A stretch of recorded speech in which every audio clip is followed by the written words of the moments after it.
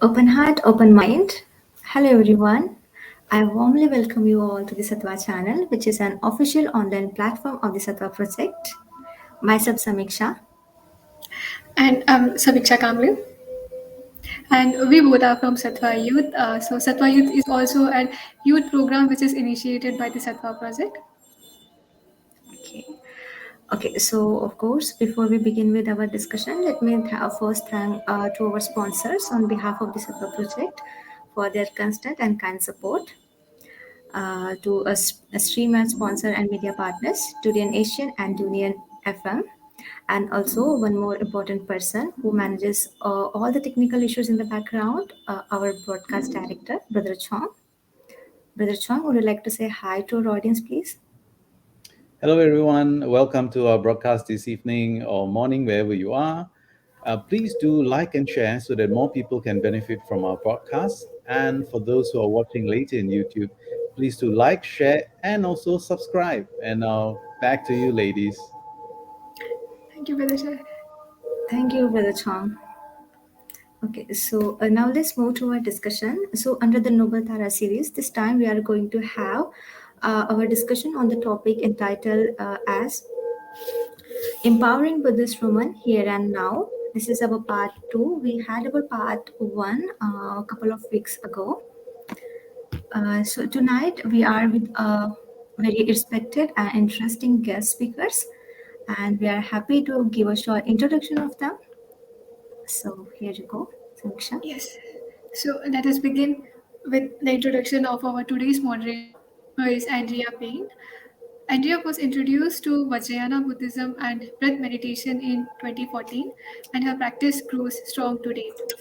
Originally from Romania, Andrea moved to Maine, USA in 2013.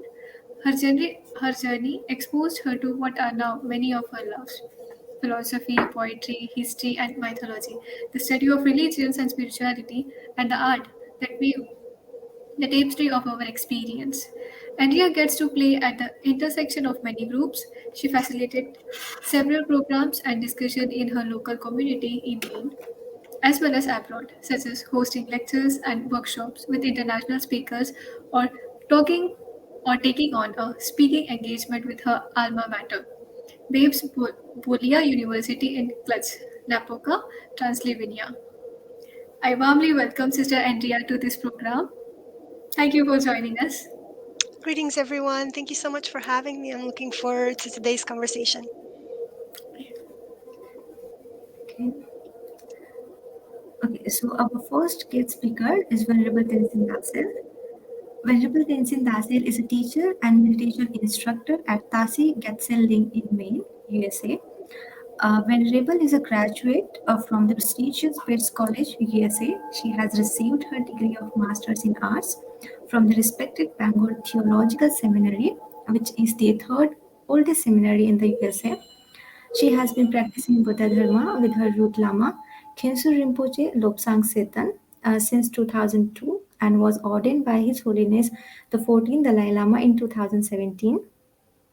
She was a founder of Main Mindfulness Project USA in 2008. She was an retreat teacher in Thosamlik Institute and Nunnery in 2017.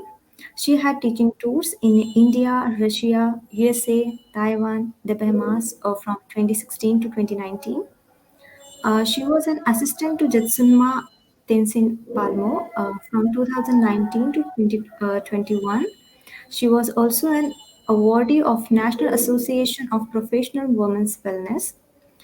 She is an Sattva instructor and a conference leader, speaker, moderator, member of the Female Sangha Leadership Committee. She was also the presenter in Parliament of the World's Religions in 2015, Salt Lake City, and in 2018, Toronto, Canada. She is a meditation leader and presenter of Sakyadita International Association of Buddhist Women in Hong Kong in 2017 and 2019 in Australia. She is an active member of Association of Non-Himalayan Nuns. It's my honor to welcome Venerable Tenzin Dasel to our discussion. It's very happy to have you. Hello, everybody. It's a pleasure to be here with you today, and I look forward to having a very wonderful discussion and sharing of our Dharma together with all our dear sisters and brothers and everyone who's tuning in. Thank you. So our second contributor of this program is Dr. Christie Chang. She is the advisor, event director, and dialogue coordinator of the Sattva project. She is uh, she is the joint president of International Buddhist Confederation. She is also the president of Sakyaditha Taiwan. She was the chair of steering committee for International Lay Buddhist Forum from 2014 to 2019. She was the president of Sakyaditha International Association of Buddhist Women from 2009 to 2013. She was also the president of Hawaii's East West Center Taipei chapter from 2015 to 2017. She was also the director of Council on International Education Exchange CIAA Taipei from 2001 to 2020. She has obtained her PhD in linguistics from the University of Hawaii at Mona. We warmly welcome Sister Dr. Christie to this program. Hello, Dr. Thank Christie. you. Thank you, dear sisters. And hello, Andrea. Hello, Venerable Tenzin Dasel. And hello to all our audience. Greetings from Taipei, Taiwan. Amitofo. Yes, our third guest speaker is Manjula Pradeep. Manjula Pradeep is an Ambedkarite Buddhist working for the rights of marginalized communities for past 3 decades in India. She has done masters in social work from MS University, Vadodara, and bachelor's in law from Gujarat University. Ma'am has represented issues of caste and gender-based violence and discrimination in the United Nations and European Parliament for last 15 years. Ma'am is a director of campaigns at Dalit Human Rights Defenders Network, which focuses on addressing issues of human rights violations of Dalits and Dalit defenders in India. She is also the national convener of National Council of Women Leaders, through which issues of marginalized women and girls are raised through research and advocacy.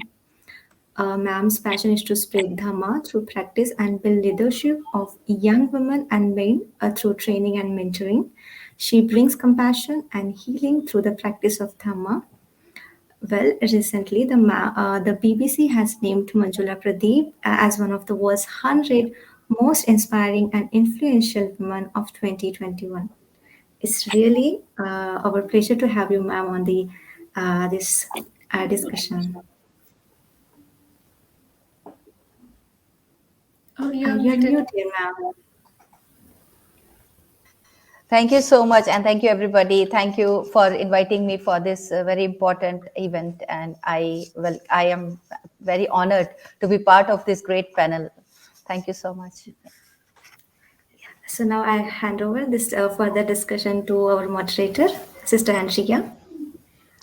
Thank you so much to both Samikshas. Thank you to Sattva Project for bringing us back in conversation on the topic of empowering Buddhist women in the here and now. Before I get started, I do want to reverberate the inspiration I feel joining and sharing the space with our wonderful panelists today. It's such an honor. And before we get started in this conversation, I want to take a moment and make a remark regarding to the two very important events, transitions that we've experienced since we were here last together in December. That of the passing of Venerable Desmond Tutu and Venerable Thich Nhat Hanh. I want to take a brief moment to give us the shortest synopsis on the legacy they leave behind. Desmond Tutu was a South African Anglican bishop and theologian, known for his work as an anti-apartheid and human rights activist. He had attained worldwide respect for his uncompromised stand for justice and reconciliation. Venerable Desmond Tutu passed at age 90 the day after Christmas in 2021. Venerable Thich Nhat Hanh, we've witnessed his passing just a day ago. He was a Vietnamese Buddhist monk, peace activist, and founder of Plum Village tradition. He coined the term engaged Buddhism. After living 39 years in exile, he was able to return to his root temple where he took his last breath. at the age of 95. And I want to put out an invitation to all of us to consider our responsibility in honoring their life, carrying on their medicine as we are able to understand it today, and even more importantly, I'd say, to carry on our responsibility to perfect the way we understand their legacy. So I invite you all to take just a brief few seconds in noble silence to honor their lives.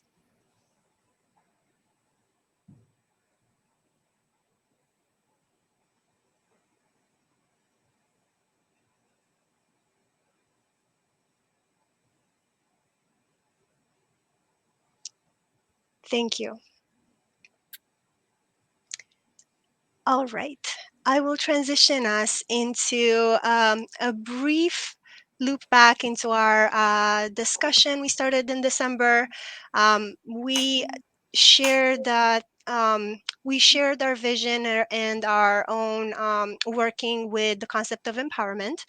And I would love to get the take of our two new panelists today. But before we go there, I would love to invite Venerable Tenzin Dasel to give us a brief reminder on how we think about empowerment in today's age and how we move through life. So, Venerable, if you would briefly brief us on that. Okay, thank you very much, dear Andrea, and great to see our two new panelists together. Always good to have new voices and perspectives coming to the dialogues. And of course, thank you to Brothers Chang and to Brother Sherab, who are behind the scenes bringing this forward for us, and to the Samikshas who are hosting. And so what we want to think about, I think, these days is this term empowerment in the sense of being moved from within, okay? Because no one can really empower us from outside. And part of the Buddha Dharma, the beauty of the message of the Buddha Dharma was that each of us has Buddha nature. You know, we already are enlightened. We have these qualities of radiant purity, of loving kindness, of radiant compassion, sorrowless bliss, and equanimity. So in other words, not just females and males or human beings, but everything that lives has a Buddha nature, everything that has consciousness. And so this divine essence is already there. And empowerment in the sense, in the framework, if you will, of Buddha Dharma means to just uncover that within ourselves. In order to do that, of course, we need causes and conditions that are very personally relevant so that we even have the knowledge of what is Buddha Dharma. Many beings won't even hear this term. But if we've come to understand and come in contact with the three jewels, with the Buddha, Dharma, and Sangha, empowerment means that then be inspired by the teachings, the Dharma. And the Buddha's life example showed us how a human being who was born by the name of Siddhartha and was to become a king kind of rejected that destiny and that fate that his own family was putting on him to take over a kingship in the worldly level of northeastern India, Nepal these days, we could say that part of the world. And he instead was inspired from within. He was empowered by something far deeper that he had actually kind of uncovered, if you read the sutras carefully, when he was quite a young boy. He had been sitting under an apple tree watching some harvest festivals, and he kind of went into a deep state of samadhi, a deep state of meditation, where everything just appeared very dreamlike to him. He felt very blissful, very inspired. And then this whole afternoon passed, and it says like the shade of the tree always covered him, even though the sun was moving. He was just in a very peaceful, blissful state. And then later in his life, after coming into court, being very involved with worldly deeds, realized that the worldly essence has no lasting imprints, no lasting effects for us that bring long-term happiness. And he decided to go on his quest after witnessing, you know, the sufferings of birth, aging, sickness, and death. He said, there's got to be a more deep, lasting, meaningful essence of life, of all of life. And he was inspired not with the blessings of his parents, but through his own motivation, his own inspiration. He went out and tried to dedicate his efforts of his practice, which eventually, of course, we know he became enlightened, became the Buddha. So the essence of empowerment has to be coming from something within us that moves us, that inspires us, that makes us feel capable and determined to go on a great quest. That's far beyond just material gains and far beyond just immediate gratification and happiness, but to really lasting happiness, to know our true essence. And so in order to do this, we have this term power, which I think in these days many people affiliate with external power, political power, economic power, genderedized power. This in Buddha Dharma really is not at all what the Buddha is talking about. He's pointing to something within your own mind that's already powerful by its own essence. And our practice is to uncover that by walking the Dharma, by practicing, studying. First we listen, we study, then we practice, we meditate, then we transform our body, speech, and mind to become a beautiful, beautiful expression of power of immeasurable loving kindness, power of immeasurable compassion, power of immeasurable joy. Of course, we know we need this one. And with equanimity, meaning it's there for everything that lives, that our body, speech, and mind become part of this greater essence of the Dharmakaya, Sambhogakaya, Nirmanakaya. In Vajrayana Buddhism, we call it this kind of the expressions of the body, speech, and mind of that enlightened and beneficial presence. So empowerment really means we accept ourselves as a Buddhist practitioner or as a good human being. Maybe you're listening and you say, hey, this is the first time I'm hearing anything about the three Buddha, Dharma, Sangha. I have a whole different construct of how intellectually I was trained to think of empowering and empowerment. But this sense is really starting with each of us as individuals. And now the Buddha said the precious human rebirth is precious because not just to be a human being, but precious because we've connected with the Dharma. We've learned a teaching that really can transform our mind, which is our most wonderful gift that we have as human beings, to transform it into something ultimately supremely beneficial for oneself and for all living beings. And in this sense, we can even say to all the plants and everything else that's alive here, creating this whole environment of this beautiful blue earth that we're sharing.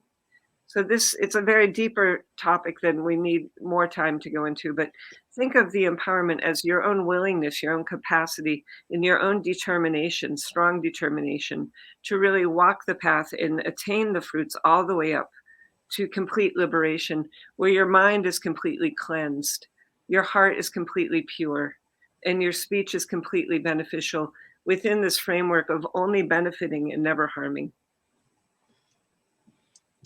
How wonderful. Thank you very much for that beautiful synopsis and overall how we all aspire to move through life on a daily basis.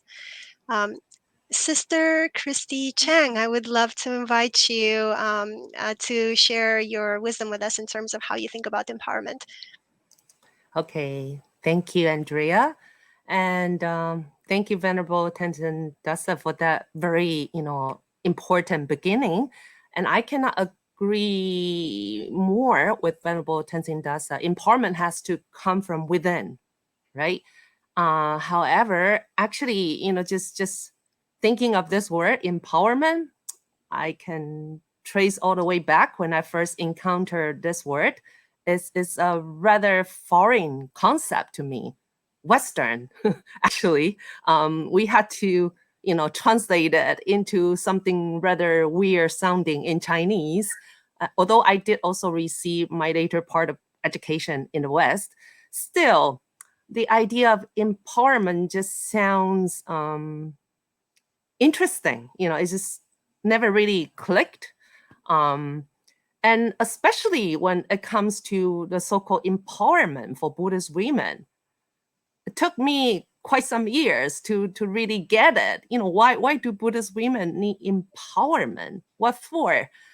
And even for the first, I would say, maybe even 3 years after my involvement in the Sakyadhita conferences, I only got involved because I happened to know Venerable Kama Lekshe Somo, one of the founders. So I, just promised that I would help if I were in Taiwan. So I got, all the way into help organizing everything starting from 2012, the 7th Sakadita conference in Taiwan. And then they went to the conference in Korea 2014.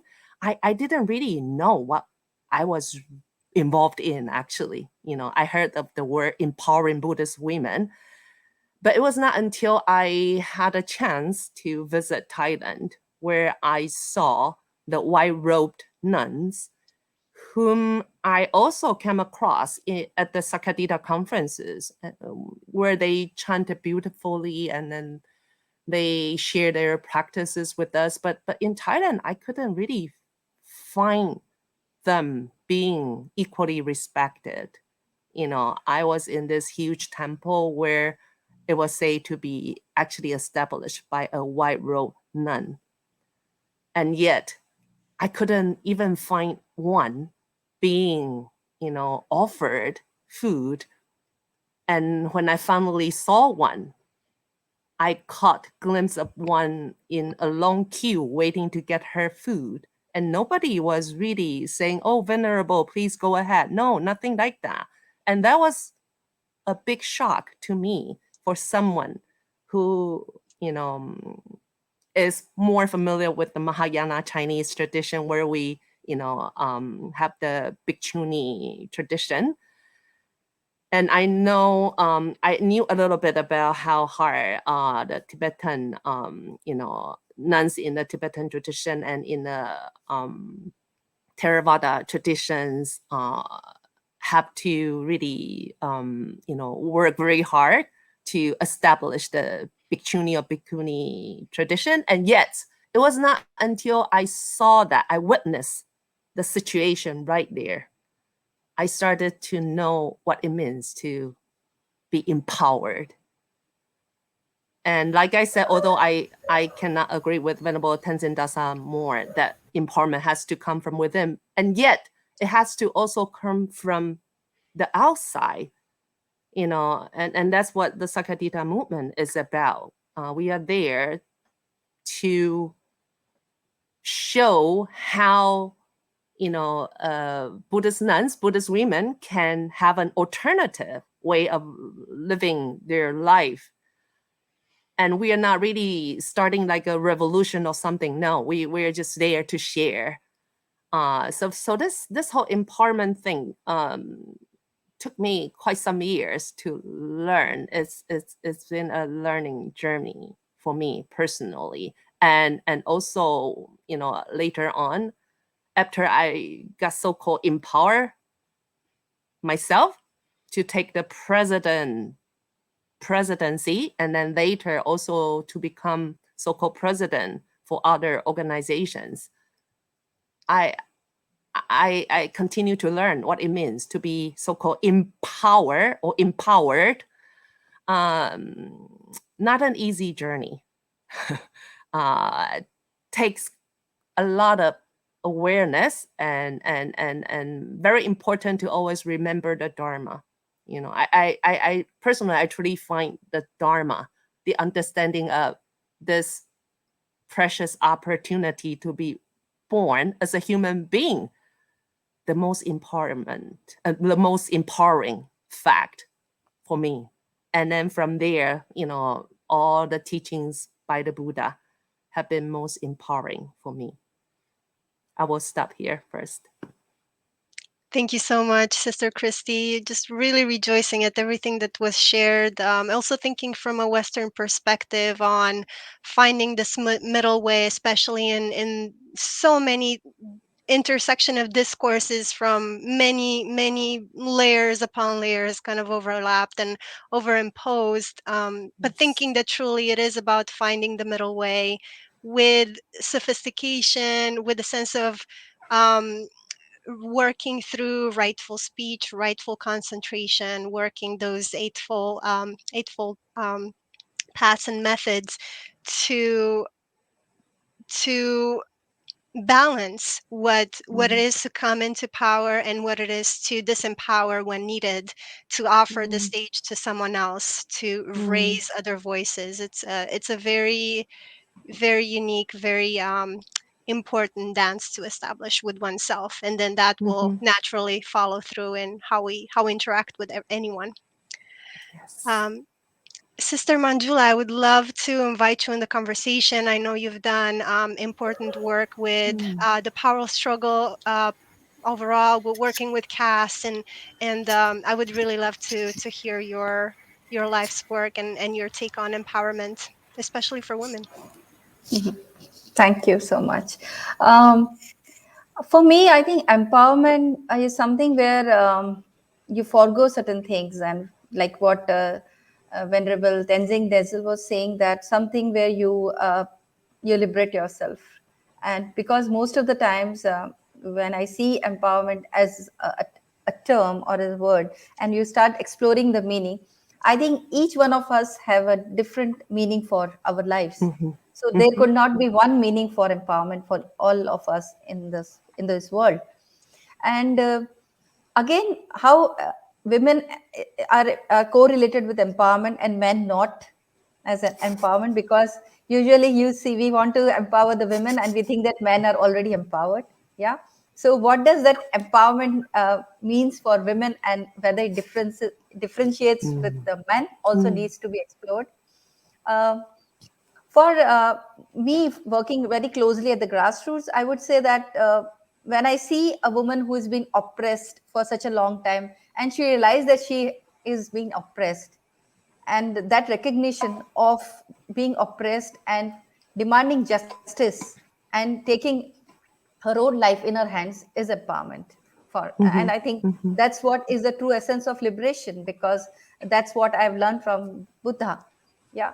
And I think empowerment is something which is more relating to oneself than relating to the others. Many times we believe to say that because I am an activist, we tend to say that, see, I'm empowering that person. I don't have the right to empower someone else, because Mm. first I have to see within myself what are my beliefs and my notions, and where do I need to change myself. And that relates with me is my state of mind, whether I am not violating rights of someone else, because that's also misuse of your power, because you are in a particular position, or you are a man. Yes. So there are biases around your the way you are being identified. So empowerment is somewhere I take my life in my hands and control of it. I don't allow someone else to control my life. And that's what is true empowerment for me. And taking decisions myself, because when we see women and when we see them getting empowered, realize that women don't even have voices. And when you don't have a voice, how do you realize that you need to be empowered? And your consciousness builds up as you try to relate with the outside world, because we most of the time we see women in the four walls. They don't even have those opportunities to explore, to see the world, to see how how important they are, because they're not even given that importance. And that's why we say we talk about women empowerment. And I think to become empowered means also to be focused of what you want to Mm. achieve, what are your goals and what is your mission. Because being an Ambedkarite, I would say that that's how I see myself, that I know where I have come from being sexually exploited as a child, and seeing the pain in my family, seeing the oppression which my mother went through, and then understanding that yes, that's also something which is so close to my body and my mind, and how it has affected me as a person. And I think that's where I realized that activism is not empowerment.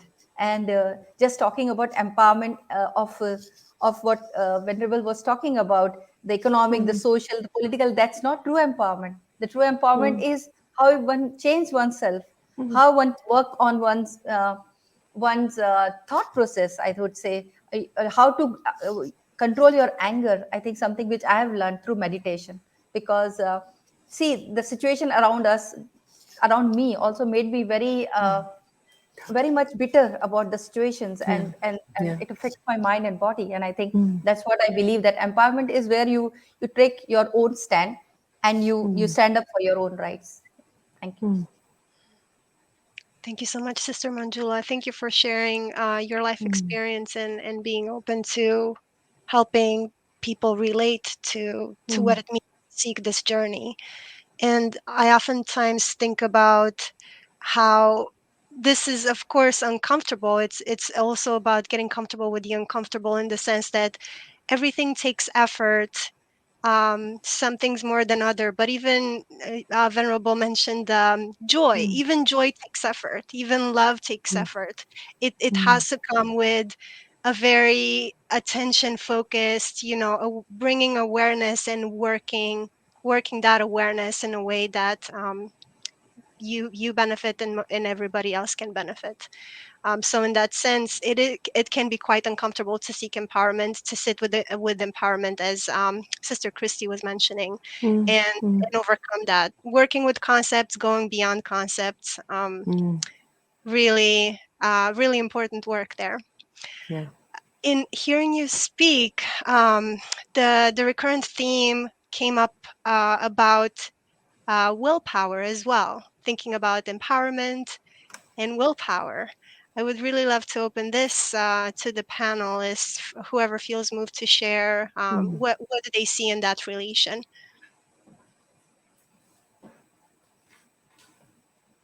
And I will add that I'm thinking about it through the lens of being willing to work towards something, and to manifest that which you want.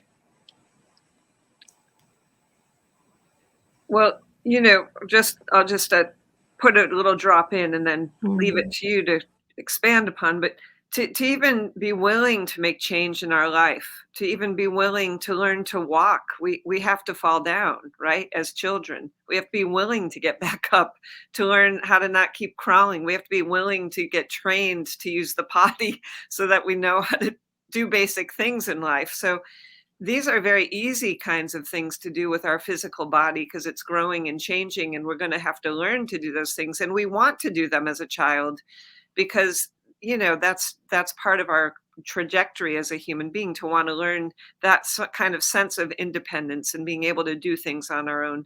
But especially, even more so, as Sister mentioned, to walk the path of the Buddha Dharma. We've encountered the Dharma from whatever circumstances. Some of us, not from a Buddhist culture at all. Some of us from within a Buddhist culture. Even people within the Buddhist culture don't necessarily follow Buddhism, right? Not everyone in Taiwan is following Buddhism. It's a very Buddhist culture. Not definitely in the United States, most people don't know what the robes are, but they're quite open to it, because it's kind of an open culture that values freedom. And now India is kind of reclaiming the Buddha Dharma, because it's giving liberation qualities to helping transform from within the mind, which is so important. That this is where the whole Buddhist path is starting from, is the willpower to work and to transform our mind, to look at where, beyond just learning our physical capacities of being able to eat the right foods or get enough sleep, or whatever our physical needs are, that how much more critical to transform our minds, our emotions, our mental. The whole project of Buddha Dharma is the transformation of the mind, that's the liberation, the final goal, all the way up to enlightenment. And so we have to be willing to walk the path. This is what makes Buddhism very uniquely different from other religions, is that, as His Holiness the Dalai Lama says often when he's teaching, the Buddhas and Bodhisattvas cannot open up your mind and put their wisdom in, but they can point the way to how they became Buddha or Bodhisattva, but you yourself must walk the path. So we have to feel really that willingness and inspiration that we want to go on the path, and we want to keep going. Obstacles will come up, fine. That's a good sign, actually, as it was when we fell down, when we were trying to learn to walk physically. Falling down and being able to learn to get back up again on one's own, and then take those independent steps, is the whole path of transformation of our mind. Seeing where we need to change, seeing where we still have habits that aren't beneficial to oneself and beneficial to others. What the Buddha would call the three poisons of ignorance: self-grasping, cherishing desires, and hatred, anger. We all know that none of us likes those qualities for our own mind stream. Similarly, no one benefits outside of us when our minds are ignorant, angry, and selfish and grasping. So that willingness and willpower begins by seeing that, hey, actually, this is a good idea. following all the way up to liberating from these poisons, getting them out of our mind stream is a great idea, because it's going to bring happiness from oneself, and it's going to bring happiness for everyone that oneself comes into contact with, whether it's animals or human beings. It just is going to be transformative in only a beneficial way. So that's the sense of we can do it. We should do it. We understand why we want to do it. We set ourselves the goal to do it. And just like learning to walk physically in this lifetime was very good for us to learn how to become independent agents that could bring benefit then to the greater good, the path is going to help transform the mind to bring amazing benefit fruits, like the great Thich Nhat Hanh, who we mentioned, who started with his own walk in a very gentle but determined way to transform a violent situation in Vietnam, and then ended up bringing Buddhism to the whole world. He had to just have that vision and then stayed quietly, determinedly on that path. Venerable, I want to reverberate an image, or I would like to share an image that came up as I was hearing you speak on that self-determination, like that individual path that we take, but that really, if you take the bird's eye view and look at every one of us becoming empowered, that becomes this beautiful kind of neuronic, almost like thinking of the image of the brain and all of the neurons working and shooting off electrical currents in such a way that then we have this incredible machine, the incredible engine, computer, whatever you want to call it, inside us. And it's not just the brain, it's the mind. It's also the enteric mind, like the gut is considered the second brain. There's so many systems within us that bring us alive, and it's also our responsibility to keep them alive, to keep them healthy. And ultimately, I do see empowerment as a responsibility towards ourselves and the collective. Yeah, and it's the heart, right? I mean, more than the brain and the gut, it's the heart. That's why Prajnaparamita is the heart of the Buddha's teaching. It's the heart of the wisdom, the profound perfection of wisdom. And mind here in the East, let me adjust this, mind and heart and wisdom is here. It's not here, and it's not in the gut. It's in the heart. I mean, this is the heart of being a human being, is the heart of love. And we know this as human beings, especially women know this very well. As His Holiness the Dalai Lama has said, now when scientists are testing on the neuro level, that women are responding much more quickly with a heart of compassion, a heart of awareness, a heart of empathy. And that heart is what this world is just desperate for right now, this heart of universal love. And yes, as you mentioned, Sister Andreea, this connection through the heart, this is what then fires the neurons to like, aha, the Buddha gained liberation, not for his own happiness and individual pleasure, but for the heart of the teachings to be the transformative, liberating message for everyone, not by making everyone a Buddhist, but by transforming love out of the genuine and generous embodiment of that expression for the benefit of all beings. He didn't say, I'm just coming to make everyone a Buddhist or everyone has to be Buddhist. No, he was doing it for the benefit of all mother beings. And this is the heart of the Buddha Dharma. This is the heart of connection. This is the heart of the very universe, not even just the heart of our world, but the very heart of life. And as I said, as a Buddhist, this is what I feel is the message, to embody and embrace and live and express. And you see the 6 perfections right there. See my 3 and 3? 6 perfections, the heart of the message of Prajnaparamita. And anyone can just study this, and we should for ourselves. Does it make sense? Do I want lasting happiness, universal loving kindness, universal compassion, universal joy, and sorrowless bliss? Of course, we all want this.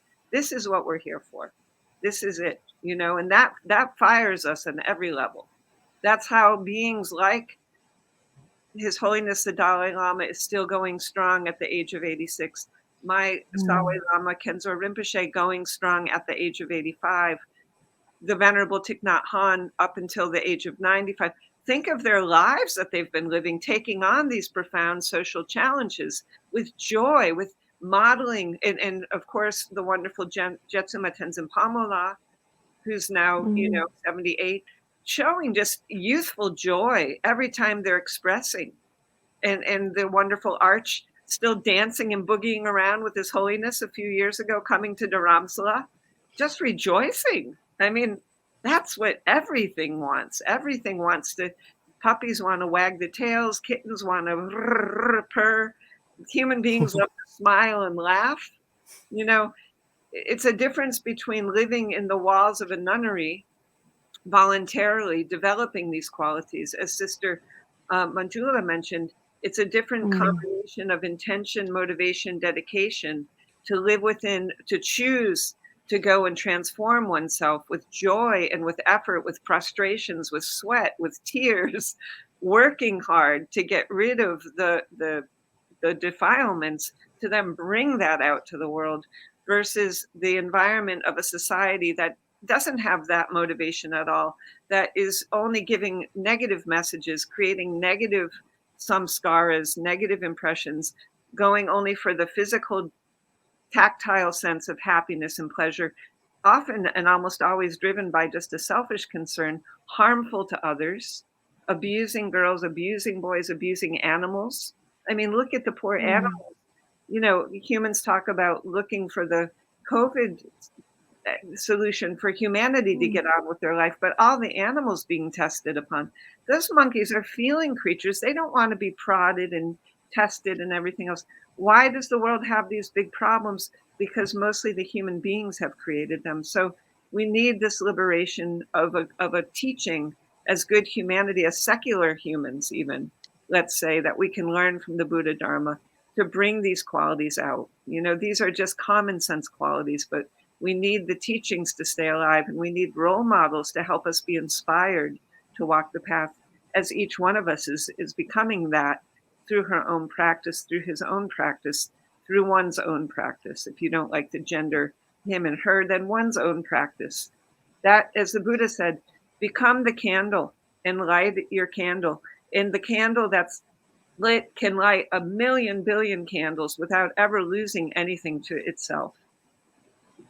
But first we have to become the light into ourselves, as Sister Andreea said. Then everyone who meets us can get a spark and light their essence of awakened nature off of that light. Then we can just glow.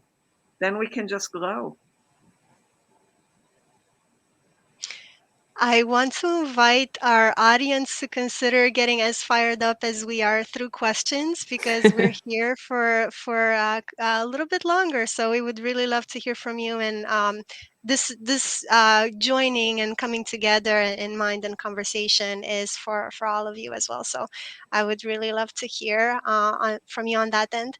But I also want to open it up to Sister Manjula and Sister Christie on the idea of willpower. Yeah, and actually, when I heard of the term willpower, I thought about just be willing to, that power derives from being willing to do something. Thoughts have power.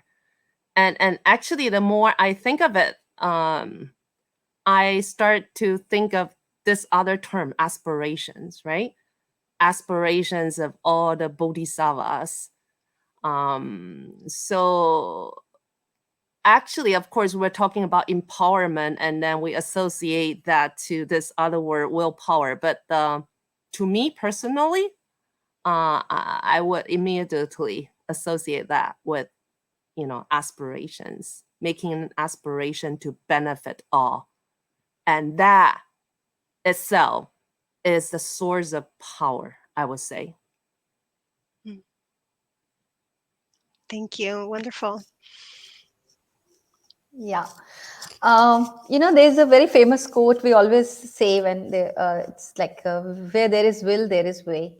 So something which relates oneself to willpower, I would say, is the ability to say yes and also to say no. Most of the time, we don't have that kind of strong control of our mind, where our mind is controlled by someone else, and so we don't have that kind of willpower to say no when we want to say no.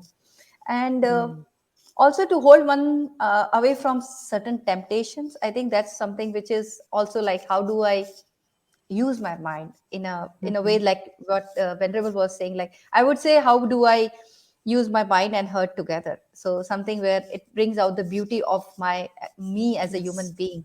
um, Yes. and I again agree with her when we say that not to show sympathy but showing empathy is something when you relate with that situation but you're not into the situation. And so you have that power within yourself where you want to support that person, but with empathy and not with sympathy. mm. And also I think it's also compassion, which is not towards our own body, because most of the time we are so obsessed with how do we look, how do we portray ourselves to the external world. But when we see ourselves within ourselves, we also try to see our soul also. So it's like relating your body with your soul. It's where you use your yeah, that's how you become a very strong human being. So strength is not physical strength, it's more of how do I use my mind and power to become more stronger mentally, than rather showing my masculinity and my power in terms of oppressing someone else. And the last thing is I want to say is somewhere where I see meaning in my life. And that brings so much of peace and tranquility, because ultimately peace is not outside, it's within us. So yeah, that's what I see as willpower. Yeah. Thank you very much. I love all of the facets, all of the beautiful little drawers that we end up opening in conversation and just thinking about these relationships between concepts that, again, it's an invitation to take them, look at them, examine them, and then really then toss them out the window because because we've arrived at a closer understanding and getting closer to one's truth, to the truth, the universal truth. Therefore, they will have met their expiration date in that way. One thing when we talk about women's issues, because this is in our title, again, gender as a construct, but also necessary to address because of many of the things that Sister Christie was mentioning. Certainly, Venerable Tenzin Dasel had the opportunity to see, and Sister Manjula as well, through her walking in her own circles. Um, it can get the topic is very serious, very important, and it can have a lot of gravitas in a way that takes us away from bliss and joy. It can be hard to reconnect and plug back into a sense of levity when everything around can look so serious and so grueling oftentimes, and grinding. And so I would like to now have us think about quality that is oftentimes portrayed and embodied very well by women, which is the power of imagination and creativity, and that energy, that creative energy that certainly is more often than not assigned or allocated or thought of alongside women. And so I would really love to bring a little sense of more all of the sense of fun and joy, and I'd love to hear from you in terms of how do we use imagination to find empowerment. How do we use imagination to visualize a future we all want to be part of?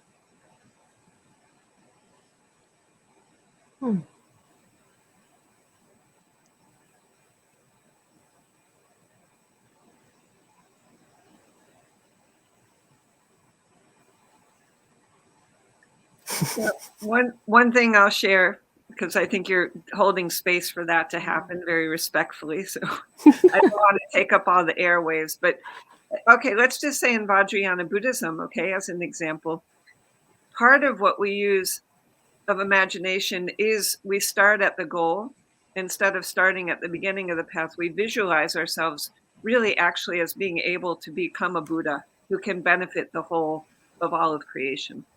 So someone like His Holiness the Dalai Lama, who was born in a farmhouse in eastern Amdo in Tibet in 1935 to a very simple family that was very devout, but they were farmers. In his expression of this humanity, the visualization is of Avalokiteshvara or Chenrezi, the Bodhisattva of compassion. And so the story is that as a young age, at the age of 2, he kept telling his father he wanted to sit at the head of the table because that was his place. And his mother would say, to the father, Pala, let him sit there. What's the big deal? And his father would say, no, that's very naughty behavior, for a 2-year-old.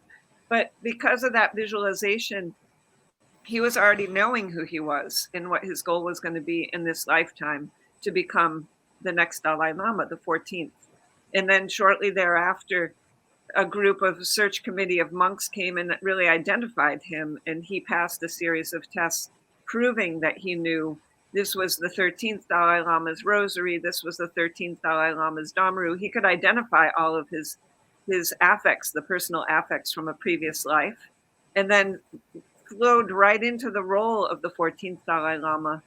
And he said, actually, it wasn't hard at all because everything was very familiar. But you see, like in Vajrayana Buddhism, here's our shrine room here in Maine, USA. We use a lot of visualization. That's like really over the top for some people. They get overwhelmed at so much energy and power, expressing the enlightened mind. Maitreya, the Buddha of the future to come, the universal love.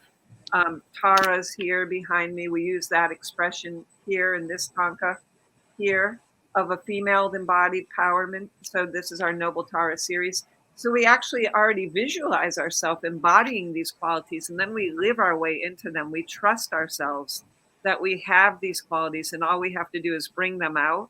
So we very much use the imagination and visualization of what are called the yidams to bring us closer to that enlightened energy, that enlightened, awakened essence of mind that is available to us. And then we, through our practice, use that to transform ourselves into becoming a visual, not just visual, but yes, very appearing expression of that, we could say on one level, but really embodying those qualities and traits by using that power to know what it is do we want to transform into pure body, pure speech, pure mind for the benefit of all mother sentient beings, not to become, better than anybody. If you meet the really beautiful practitioners from Vajrayana, His Holiness Jetsima Tenzin Palmo, Khenzo Rinpoche, they're the most joyful and humble of beings. And so they've used a vision. I think Venerable Thich Nhat Hanh, although he wasn't Vajrayana, he's Mahayana. We share that together between Vajrayana Buddhism and Mahayana. He had a vision, a social vision, to create Engaged Buddhism as a social vision to help transform the society from a warring, conflicted society into one of peace by using the vision of the Buddha Dharma that could bring qualities through the human expression of walking with mindfulness, sitting with mindfulness, talking with mindfulness, eating, of course, with mindfulness, as he would say, doing the dishes with mindfulness, doing whatever we're doing with that mindfulness, embodying these qualities. So that vision, whether it's for social activism, but individual transformation, in our case for Vajrayana, we want to go in one lifetime. This is our chance, right up to fully enlightened qualities. We have to have the vision and the capacity to practice that vision, to manifest it, to bring it in, and to then share it for the benefit of all mother sentient beings. That's the Bodhisattva's, Christina as well, the Bodhisattva aspiration through Mahayana. It's really because it's transformative on the whole. The vision of the sisters, like when I was in Taiwan, I've gotten to visit Taiwan a few times in this lifetime. I love it there, really. I hope to come again. What really touched me is the vision of the nuns there. And as Sister Christie said, the Taiwanese are very highly educated already. And so many of the nuns already have master's degrees, PhDs, like Sister Christie herself has a PhD.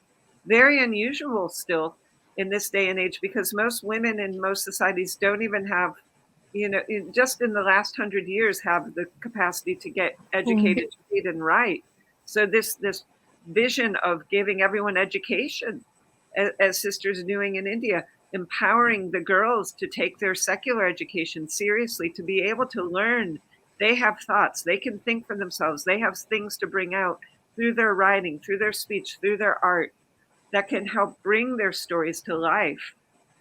The world needs this vision of what would it look like to have female enlightened beings here working alongside for the benefit of even the ones who aren't in that vision, but holding their own in that sense of their vision is bringing the highest joy, the highest happiness, the highest good. So vision and imagination, very important in our walk, because we're doing something new. I mean, actually, we really are doing something brand new as women. In this 21st century, His Holiness has called this, His Holiness the Dalai Lama has said, the 21st century must be the century of female leadership, because if we can't get it better and right for the whole world now, there's really not a lot that, it can just keep going worse. And so we've got more female leaders coming into politics, into visionary, the new leader of the EU is a female, youngest female leader. And we've got new leaders coming up within the Mahayana and within the Theravada and within the Vajrayana. We have the Geshe-mas coming up now. We have new opportunities of different cultures here. We have American born, we have a Romanian born practicing Buddhist, we have Taiwanese, we have Indian. We have a world vision now for the Dharma of how to transform in whatever spheres we're touching, whatever lives that we're touching. In if they're living a secular life, fine. If they've never heard of Buddha Dharma, fine. We can bring that vision of joy, of loving kindness, of compassion, with equanimity, without any bias. I think this is the strength of females, a capacity to bring that sisterly love, that motherly love, that inclusive vision. We know this quite well, even if we don't look very female. As I said, sometimes I get kicked out of the bathrooms when I'm traveling to the airports, and I just laugh and I say, no, sister, I'm sure I'm in the right bathroom. This is the women's. Then they hear the voice say, oh, so sorry. So no problem. No, take yourself lightly. Take yourself lightly. Always laugh. It's better. Laughter, as Jetsima says, the seventh perfection. But have that vision. Use that imagination. We've got to know where we want to go before we can get there.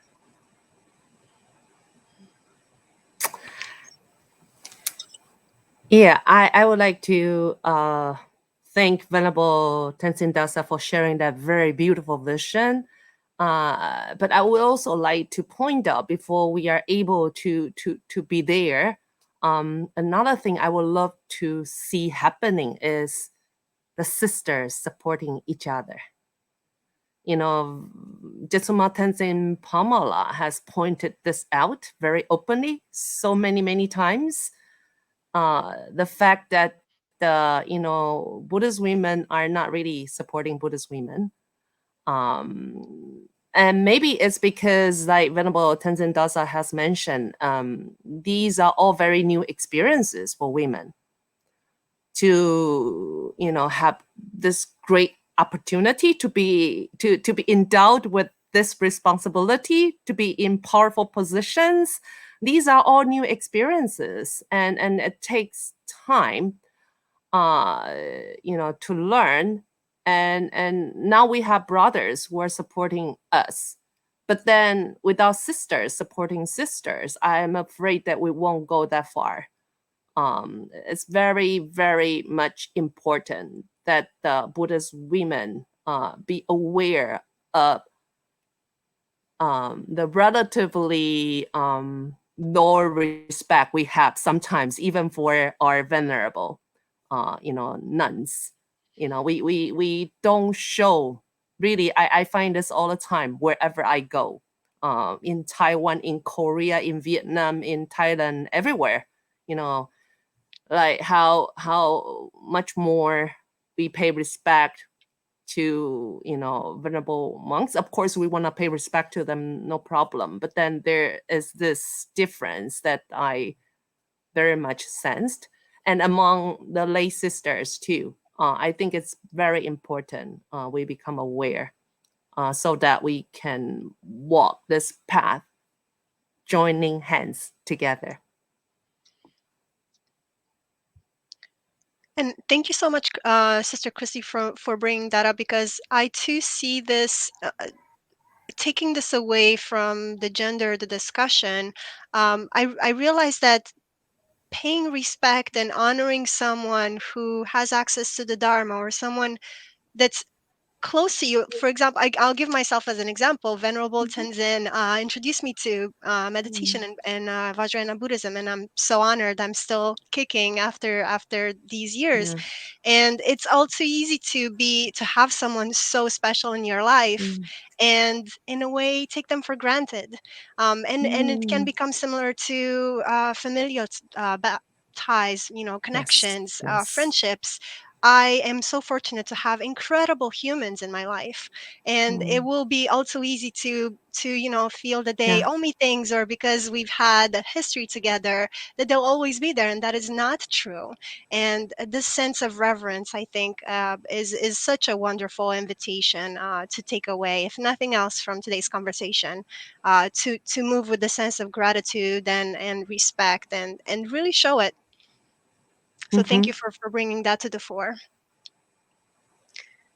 Sister Manjula, I would love to also hear from you if you have anything to part with us around vision, not necessarily as sight. Certainly, we think about our senses all the time, and we use our sense of sight so often in how we express ourselves. For example, did you see that in the sense as did you understand it? So, from a perspective of being mindful of those who are visually impaired, for example, or any other kind of impairment, I wanted to clarify that we do refer vision as this internal thought process, very connected to imagination, as we discussed. So I would love to hear from you also if there's anything you'd want to add. I think the last thing what you said is about those who may not see, but yeah. So I just want to bring that into front that we don't see with our eyes, but we see with our brain. So imagination is not is something which is like if I'm differently able, that doesn't mean that I cannot imagine, because imagination is something which is part of our lives, because we all want to imagine something. And when we talk about women and imagination and creativity, I think our women are, majority of them, bounded around family responsibilities, and so their imagination and creativity is more relating to how to take care of the children, how to take care of the needs of their partners, or of the communities. So their imagination is so much controlled, not by themselves but by the others. And so that means that their creativity is not being used in a very proper framework within the society. Because see, we all are not happy with what's happening in the world, and so I'm not happy like the way men have created this kind of situation where there's so much of uh, negativity, animosity, there is so much hatred, there is so much of rivalry, there is so much of unjust, and there is no peace. So if women were there, and if we as women, those if we used our imagination, and if we are there to, like what Venerable was saying, if women were in the powerful positions, which unfortunately we're still not, then the world would have been different place to live, right? So for so the advancement in technology doesn't mean there is peace, right? There is more lust for materialistic pleasures. And I think what women have brought in this world was the farming, that how creative you can be. See, in the women with whom I work at the grassroots, they are the farmers. Like they know the seeds, like which kind of seeds, and they create there is a creativity around that, because that's how Yes. it fills our bellies and stomach, and we survive. Yeah. We need food. But I think that creativity of women is lost because it's not being recognized. I think recognition is so important. So if I imagine a world which is different than what I see around me, which means I have to work hard on it, and myself, and then also with my society, with my community. So restricting oneself towards those boundaries of gendered construct, which means that I cannot imagine. So if I am in a life living with of slavery, my imagination would be that I want to be free from this slavery. And for that, how do I revolt? And I think the revolution which happens around us, and there is history around revolution, and somewhere I think the Buddhist framework is not being seen in that sense so we have restricted Buddhism with a religion, but not the path I think what Buddha has shown to us. So somewhere being a Buddhist doesn't mean that I pray to Buddha and that means I'm a Buddhist. No, it's how do I walk the talk? Like where do I use my imagination into a creative framework where I create and build peace around me and also a different world which is there around me. Yeah, thank you. Yes. And thank you, Sister Manjula. I just wanted some thought that came when you were sharing that was one of the first quotes I memorized, which is funny because in Vajrayana Buddhism, there should be a lot of memorization, but as a Westerner, we're not really taught to think and study that way. We're taught more to get our own ideas cooking. But I do memorize. But one of the quotes that I memorized as a young girl is from a lovely book called The Little Prince.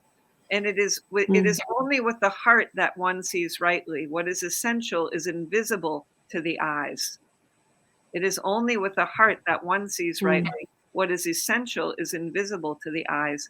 And this is to the point that, you know, we've all been everything. As the Buddha said, we've all been male, we've all been female, we've all been the friend, we've all been the enemy, we've all been the stranger. That expression of life is going to be fluid and going to be continuing to be fluid. But what we're going to bring with us, as Jetsima likes to say, is our mind. So we better transform that mind and make that mind into a good friend, into a beneficial friend that's only going to help everyone in every situation, regardless of whether they're presenting in front of us as an enemy, as a stranger, or even as a friend who we might, as Andrea said, get attached to and think is going to be there forever, because things can change. But if our own mind is steady, open, enlightened, stable, if our own heart knows that essence, then we find peace, you know, really. So that, thank you for that little inspiration. It just kind of brought that quote back from my, you know, many, many decades ago, but it is still wisdom there, you know, still that vision of what really is essential. The heart knows it already, and it is invisible to the eyes. As Andrea said, vision isn't this kind of visual sense consciousness. It's the mind. It's the sixth sense, as we say. We have the five physical senses that we all get trained into, but in Buddhism, what we're really talking about is this sixth sense of what can that bring out into a reality. And I'm sure that that is boundless in its capacity to express, capacity to transform, capacity to enlighten and awaken. So being willing to bring that out, this is what we're really doing. That's just wonderful. And yes, it will be difficult, of course, but we say, great that obstacles are coming. It means we're doing something right. You know, if we're just coasting, we think it's all good, then usually it's all good for me, you know, for the ego. Obstacles are coming. It's like, okay, there's your work. That's what you need addressing, isn't it? Yeah, but I think the lay women also need to understand that they are not born just to take care of men and just to be a good wife or something like that. Because I think this is not, women are not able to understand. Even the Buddhist women, I've seen them, that they also follow all the rituals and everything, which is not related to the religion, to the Buddhist philosophy or something, which is, it's so different than what I perceive as being a Buddhist. So I think something which also comes in my mind is, how do our women know that the mental burdens which we carry ourselves, and that also relates us to the imagination, which is not the true imagination. The imagination, it should be where you are open, like your mind is open, your mind is free from all obstacles and your all desires and all kind of pleasures, and you see what needs to be done. But sometimes we all are so much bounded into those responsibilities that we forget that we are so important on this earth, and sometimes we just take it for granted that, and then what Sister Christie was talking about, women should support women. I think that's where the patriarchy comes in, and how women are being trained in a way that they have that kind of animosity or a feeling of jealousy towards another woman. And so we, instead of growing with each other, we start destroying each other, and that really affects our own empowerment, in that sense that we are not able to rebuild the society in the way we imagine, because our power struggle is towards one particular person in our life, that we forget that there's a larger battle to fight against patriarchy. and the role of man and the rule of man. Yeah. And so that we have to be more patient with our sisters. Yeah, it's a learning process, and then sometimes I would say that imagination can be a luxury. You know, they not every woman has that time to imagine, right? So many responsibilities, and it's a luxury, or it's a privilege sometimes. And with that understanding, I think the Buddhist sisters, you know, have to exercise even more patience towards each other, giving each other space and time for each other to catch up. Oh, yes, definitely. Patience is the finest virtue. I mean, this is one of the teachings that we have from the Shantideva, the qualities we have to develop. Patience is number one. It's the finest armor. And on the other hand, we have to also encourage, as Sister is saying, we have to become that model that shows, you know, the need for Dharma, the transformative liberation of the Dharma, and by embodying these qualities, because when we come down to it, you know, as scientists are showing now, 90%, over 90% of the way we experience life in the world is our own projection. So I'm sure even women who are very burdened in their household chores, when they're farming, I used to be a farmer, actually. I had an organic farm here in Maine for 8 years. When you're farming, when you're weeding, you have a lot of time for imagination. Your mind's always going into how wonderful your life is. Even the women in India that I've been with, they work really hard, but they love that they have their autonomy, is when they've got that time to do some work in the fields, and they're having a chai with their good friend. They have lots of I mean, look at the glorious things that the Indian women wear to go to work. I used to always photograph at the nunnery our cook in our kitchen and our cleaning lady, because they just looked fabulous, you know, in their saris. I said, you women are like, could be models in my country. Yeah. Of and that's where exactly empowerment kicks in. Yeah. Yeah, and they've got they need to be exposed to that possibility. Yeah, but they have that inner dignity, you know, of they already quite know that. And so I think we need to keep that in mind, that the way we have that inner dignity transcends whatever we're doing as an appearance of a role in this life, as a mother, as a cleaning lady, as a cook. If that inner dignity through the spiritual path, they're both very devout practicing Hindus. So this isn't just to the Buddhist ladies or to or to ladies at all. It's an inner dignity as a human being, that we carry ourselves with this imagination of bringing our best qualities, stepping forward, not higher than or better than, not in competition with, because frankly, there's no one out there that we're competing with. That's just our projection, you know, but just with the sense of, for ourselves, we're showing up with our best qualities, embodied, experiencing, expressing, for the benefit and happiness of all beings. How wonderful that is. That is the dignity that every life, through, especially these days, through the secular ethics of teaching social emotional learning, through teaching secular ethics of why it matters how we use our body, speech, and mind, letting children learn more to be with animals, to be kind with them, and not to see them as food and consuming. We can do these things. Yes, we need the sister Buddhists to support the Sangha for sure. We need everyone to try to appreciate more the need for monasticism, because this is kind of going out of fashion.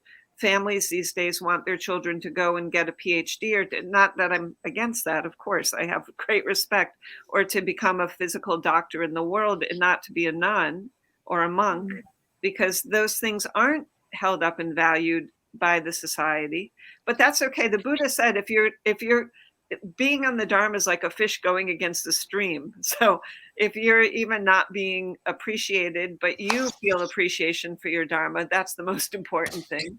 If the society will maybe come around to it or not, but if we feel fine with our capacity for how we're practicing and embodying and sharing Dharma, wonderful, you know, wonderful. And that means we have to keep our practice, yes, using our daily practice experiences, but we use, of course, in Vajrayana, a lot of visualization, meditation. We take a lot of time in investing it in our personal private practice, going into silence, going on retreat, so that when we meet these difficult circumstances, we're not surprised. We don't come with expectations, you know. my mother had a little plaque that said, "Blessed are they without expectations, for they shall not be disappointed." Because if we put our trust in what is samsara, what the Buddha said is samsara, the world created out of ignorance, out of selfish competition, out of anger, jealousy, pride. This is what we see on the political national stage of man, of human beings, not just men. I mean, women buy into it. So our Dharma needs to be very beautifully transformative through that.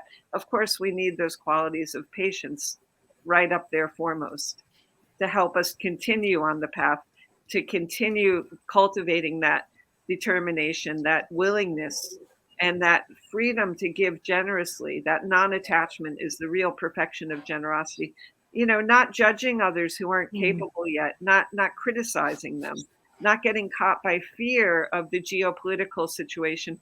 We live on a planet that's got climate change. It always will have climate change. It always has had climate change. It's in its nature to have climate change. Samsara. Take our own responsibility serious. The number one thing each of us could do to help that right away is to stop eating meat. Now, we don't take meat as a choice from a long time ago, pre-Buddhist days, when we found out how horribly cruel the factory farming system is. It wasn't easy to give it up because I was raised doing that. But when I was 18 or 19 and really understood what was going on, my love of animals just definitely propelled me right into out of that scenario. So we can do, and that helps climate change right away, because the factory farming and the methane coming from that is the thing that's driving most of the human-made climate change. So, we don't have to get fearful. We don't have to get angry and blame generations or industrialists or capitalists. Let's just do individual transformation really well. By 8 billion people transforming, then we could have a whole different planet here. But yes, time, patience, many lifetimes, just walking the path with beauty and joy, not giving up, not giving in, not quitting, never give up, never quit. Just keep practicing, perfecting ourselves.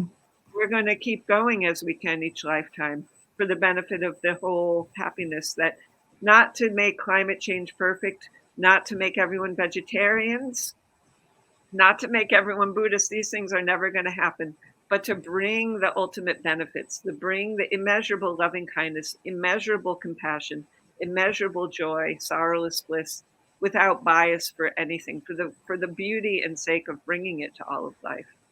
This is the liberating quality and message of the Buddha Dharma. This is why the Buddha was just fantastic to come across this universal teaching, the teacher of teachers. He wasn't even sure he could teach what he found, because it was so fantastic. At first, he had so much amazement that he wasn't even sure he could teach, but others requested, please share this with us. So if there are things that help people, fine. You don't have to convert. You can't convert to Buddhism anyway. But if you feel overwhelmed by samsara, if the difficulties of the worldly life, of the material life, really stress your mind to the point of depression, suicides, alcohols, drugs, that's not going to help the mind long term. Then these teachings are something you yourself can take on. And he said, you test the teachings, you walk the path, test it like gold, and then you'll find the transformative benefits through your own experience. And this is what we're sharing as females alive today in this 21st century, not coming in from places of being born and being held up because of our gender, but clearly the qualities of the mind are there, because we're all doing this kind of wonderful, noble Aryatara, who said, here there is no male, there is no female. What did she mean by that? Well, here was her awakened mind already knowing itself as being primordially pure, awake, aware, transcending gender, transcending politics, transcending identities. When the monk said to her, oh, it's wonderful, you're such a devout practitioner, now you can next life pray to be a male so that you can go all the way up to enlightenment. She said, no, here there is no male, there is no female. And many work for the liberation and happiness in the form of a male. I, until I attain enlightenment, choose to take the body of a female to work for the benefit of enlightenment in the body and expression of a female. But here she already is saying she knows that male and female are just concepts. That the mind is beyond gender. The mind is what's going to become enlightened, not the gender. Can I make an intervention, Sister Andrea? Of course. See, each of us have our own context. So when I see the quote of "there's no male and no female," but it's also relates to the hierarchy, which is not only related to a male body and a female body. It is much beyond that than that. So there is intersectional framework which one needs to see when we're talking about a woman and a man, because ultimately we there is racism, there is caste inequality, right? So and there is also a lot of other inequalities based not only with a male body or a female body. So I think the larger framework of which I see myself as an activist is also something where I bring into that context of how do you liberate someone who, how do I liberate myself when I am a Dalit woman, and then I'm a poor woman, right? So I'm not educated, like I'm not able to, because of my identity of being an untouchable or somebody who is defiled. It really obstructs someone's towards the path of liberation. And when we're talking about imagination, how does one woman who is embodied around with so much of a kind of threads around her body of bondages, where she liberates herself because she has to overcome so many obstacles. It's not only a male body or a female body. I hope I'm making some sense. Yeah, thank you. You are, Manjula, but I would say one thing you said, ultimately, that these things do exist. Ultimately, they don't. Conventionally, they do. Conventionally, they exist relatively, but ultimately, they do not. And we need to be really clear about that. Okay? Relatively, in this life that we're living right now, these constructs, these social situations do exist for beings, the way we experience the world. But ultimately, this is the liberating message of the Buddha. Ultimately, they don't exist at all. And if you look for them using your own meditative analytical experience, and why in Vajrayana we use a lot of debate because we argue this back and forth, you can't find any of these constructs ultimately. So this is the kind of secular education we can start to imbue, not as Buddhist education, but as teaching this deeper way of using the mind to investigate the mind, to see that these constructs, what we're creating in the world, that what we're living is just the relative projection of our own belief system. That's really important, right? So that's when we see ultimately these things don't exist. That means they're impermanent. The second noble truth is everything is changeable. And so instead of seeing that change is suffering, no, change brings liberation, because that means we can lead into new dimensions and dynamic ways of education, of societal organization, of helping, liberate these limitations of old constructs by bringing new ones. But we should be very clear that this purpose is on a very relative level. And as a Buddhist and a practitioner, our goal as a human being, I'm saying this now from the Vajrayana position, is to get enlightened, is to transform the mind all the way up to enlightenment, using these opportunities, like His Holiness using the political situation to talk about don't judge. I love all the Chinese. I don't want any war against them. But Tibet was a country that was our own country. We had our own culture.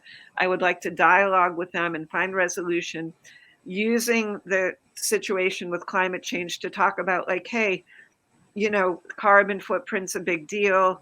The animals really do suffer. Do you really see that when you're eating the meat, it was a living creature? If you're really grateful to that being, could you imagine in the future offering your own body for someone to bite into and eat? And, we can use very visual, creative ways of re-educating. So beings themselves could start to transform. This is on a very relative level, but ultimately we still have to break through the delusion and the difficulties of samsara, so it's a both and, working in the relative, but still aiming for the highest view, the transformation into the enlightened mind. Then we can be even more ultimately helpful, like His Holiness, like Venerable Thich Nhat Hanh, always wanting to just teach the sanity of peace in the midst of war. he didn't blame and make enemies actually of the West. He came to the West and brought that message to the very beings, who needed it the most. So Yeah. we have to work on both ways, but we should really keep the goal of our practice to purify our own mind stream completely, so then we can become the most effective. Relative Yes, personal determination. Yes, exactly. That's very important, ultimately speaking. And yet, we want to be skillful. Yeah. I mean, towards, applying them. And especially when Venerable Tenzin Dasel also mentioned not to judge, not to be perceived as being judgmental. That's another thing. Yeah. So I just would like to also add to that. Yeah, well, with bodhicitta, with a warm heart, I mean, it's not to be perceived as being judgmental, but really don't be judgmental. I mean, if you remove judgment from your mind stream and you can see with clarity, then there's only embracing of love, right? That will never leave anyone outside of that love. So it's not to be perceived one way or another. If your heart No, I was saying that you don't want to be judgmental, but sometimes if we're not skillful enough, we might be perceived as being judgmental still. I mean, the perception is up to others, not right. us I mean, to like judge, his right? Holiness trying to engage. I mean, the perception is genuine from the motivation from his side is pure, but how others are going to perceive based on their karma, based on their motivation, which largely most of the nearly 8 billion beings are very much worldly motivated now. And we have compassion because that's how beings are being socialized.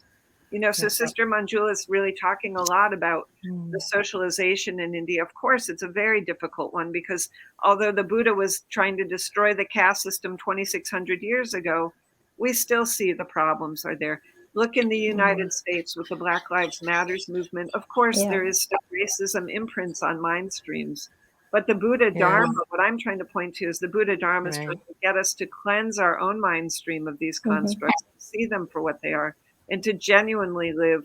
And if others still say, oh, well, you're a white woman and you have this position, and whatever, yada, yada, their story is fine. That can be their story. But if my own mind stream is really dedicated to the practice of Dharma, it won't really be deterred by those judgments and those perceptions.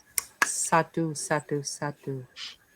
Thank you so much for modeling very rich debate, and it's beautiful to see. Of course, it's easy to be in conversation when everybody agrees, but it's also so important to see different perspectives and look at them critically and analytically. So thank you for modeling that, especially through the lens of a question that popped through, which is how should we empower Buddhist women? So in the sense of, it's interesting to think about, I guess, a in a timeless way and an asynchronic way. We were working with the sacred Dham of Noble Tara. Obviously, this is the series we're addressing, and so thinking about the archetype of Tara and Vajrayana Buddhism, and of course we talked about Patachara and we talked about Kuan Yin and so many others throughout different cultures across the globe. To then looking at women today who are in leadership positions, such as all of you here, to then think about how do we create connection and how do we have young women relate to this path.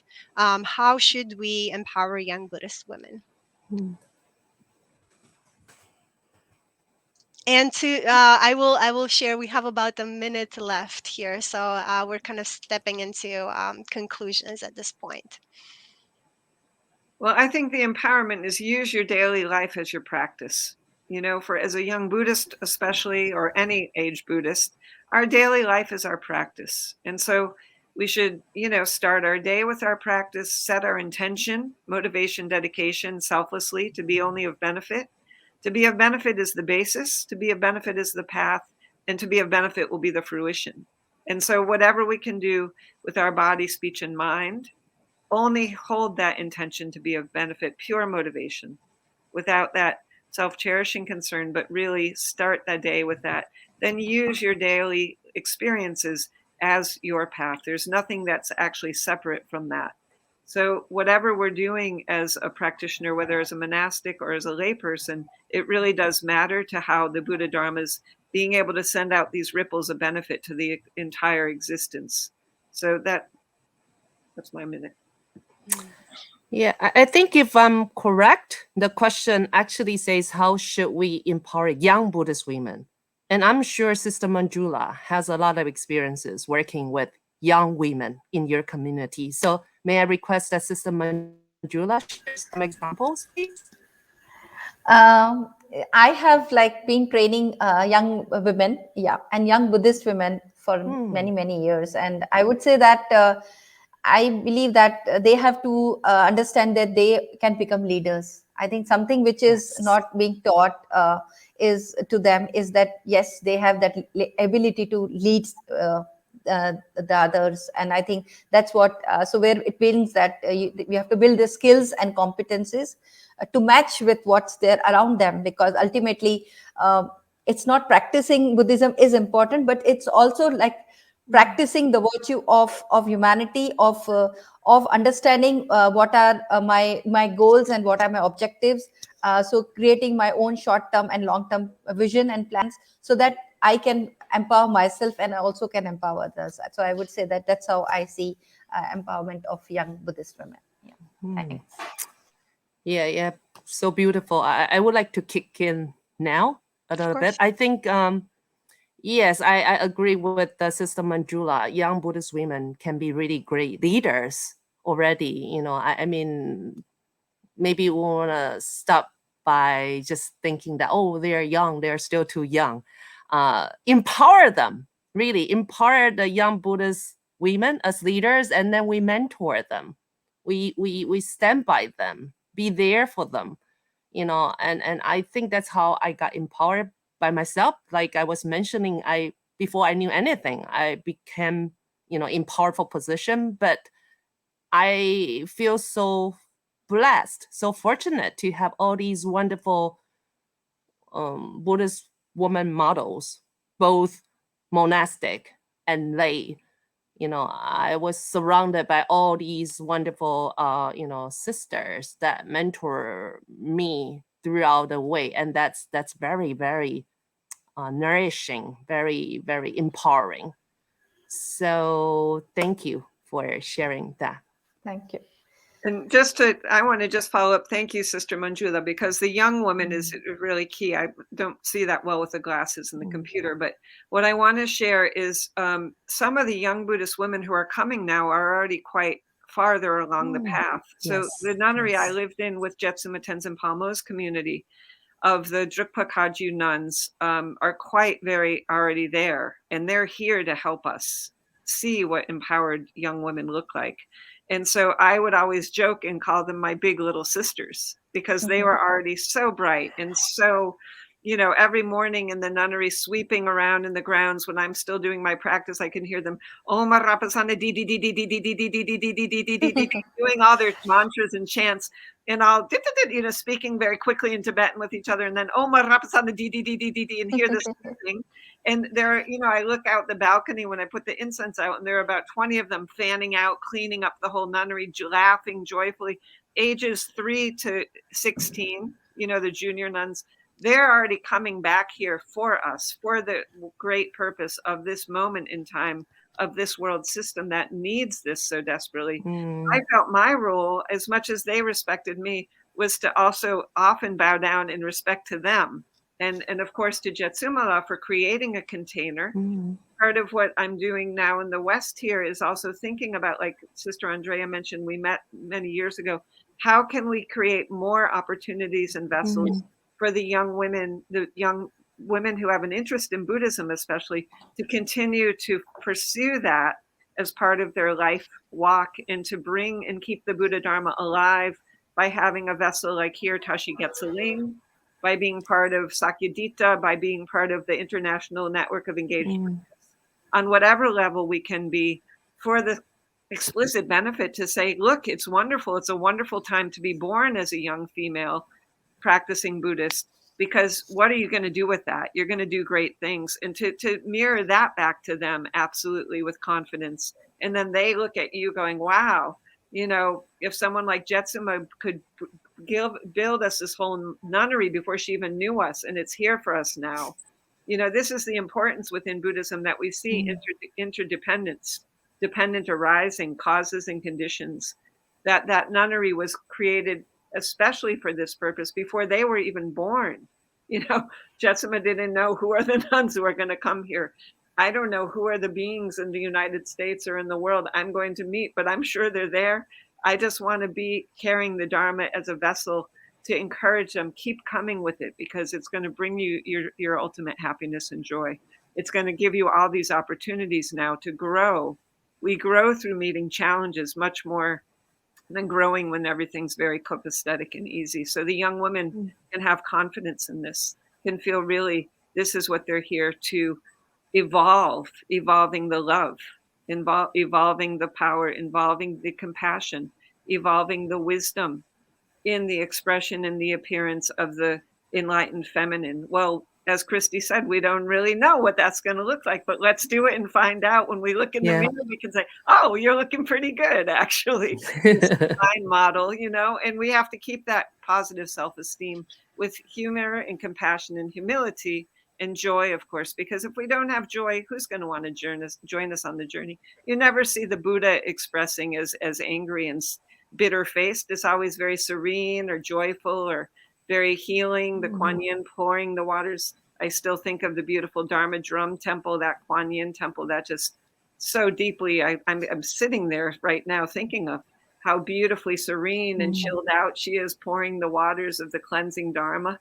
This is what we want the young women to understand, that they're here and they can bring this path even further than what it's been able to be for women until now. But there's a reason the Buddha established the fourfold Sangha. The women were included at the beginning. They were right there. He even said to Mara, I'm not going to take nirvana, parinirvana, until the fourfold Sangha is established. And the women are two of those pillars, and we can never forget that one. I want to thank everyone here, our audience, our technical support, our wonderful panelists for giving of your time and more, everything and a little extra, always coming from a place of abundance. What a rich conversation. I am so grateful to have been part of it. I will definitely sit in aspiration and let all of it wash through today and moving forward. So it's just such an honor to share the space with you. I will now turn it back to our wonderful moderator, Samikshas. Thank you, Andreea. Thank you so much. Okay. Thank you everyone for such a fruitful dialogue. It touched so many different aspects, which for me was really very important. I enjoyed it a lot, and I truly feel that our audience had enjoyed it as well. So, on the behalf of Sattva Project, once again, I would like to thank everyone for joining and parting their experience and knowledge. Thanks a lot. So, before we end our session, I guess we have some announcement for upcoming events. So we'll be having a meditation session led by Venerable Tenzin Dasel on a peaceful mind, compassionate heart, awakening to love. So please do join us on 30th of January as well. And then, okay, but as I've told that before we close with the four great powers, Sister Christie Chang is going to sing a song or chant something. Oh, okay. Yes. Well, in the beginning of our program, we honor both, Bishop Tutu and Venerable Thich Nhat Hanh. And of course, as a Buddhist, I actually am more familiar with Venerable Thich Nhat Hanh, and especially the Plum Village songs. And I would like to dedicate this, one of my favorite songs, to this wonderful teacher. No coming, no going, no after, no before. I hold you close to me. I release you to be so free.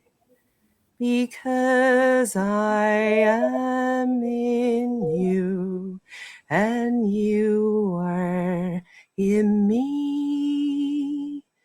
Because I am in you and you are in me.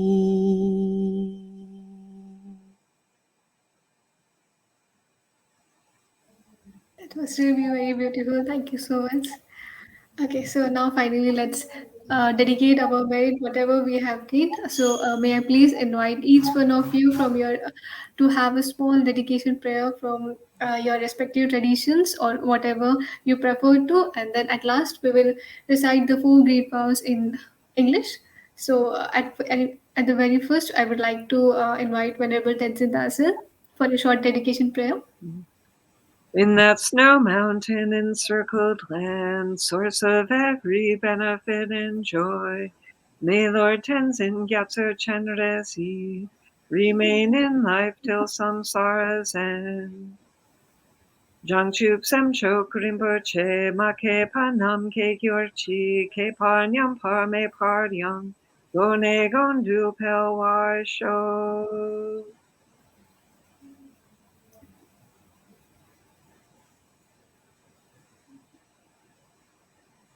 Okay, then I would like to invite Sister Christie. Yes. I have already just sang, and I would like to just add that this interconnectedness. We never really died anyway, and then we are all interconnected. This interbeing, as coined by Venerable Thich Nhat Hanh. May all beings be happy. May all beings be free from suffering. Thank you. Sister Andrea. I will offer a dedication verse. Through this virtue, may I swiftly, having gained Guru Buddha state, place each and every sentient being without exception in that state. And I will follow the translation of Venerable Tenzin Dasel. With precious Supreme Bodhi mind, may it where unborn arise, and where born never decline, but increase forevermore. Thank you so much. And then I would also like to invite Sister Manjula. I would say, may all beings be happy. Bhavatu Sabha Mangalam. May all of us live with peace and tranquility. Thank you. Then I would like to invite Samiksha for the recitation of this four great vows.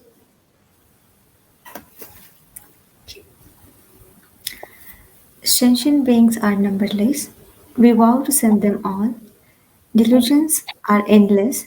We vow to cut through them all. The teachings are infinite. We vow to learn them all. The Buddha way is inconceivable. We vow to attain it. May all beings live well, happy, and safe. Okay, that was wonderful. Thank you everyone for joining us. Thanks to all our panelists for Thank you. sharing the valuable information, experiences, and thanks to our moderator for moderating it very beautifully. It was such a beautiful program. Thank you everyone. Thanks to our audience as well. Thank you. Thank you. Thank Thank you. Thank you. Thank you, sisters. Bye-bye. And thank you to Bye-bye. Brothers Chang and Brothers Sherab and behind the Yes. scenes.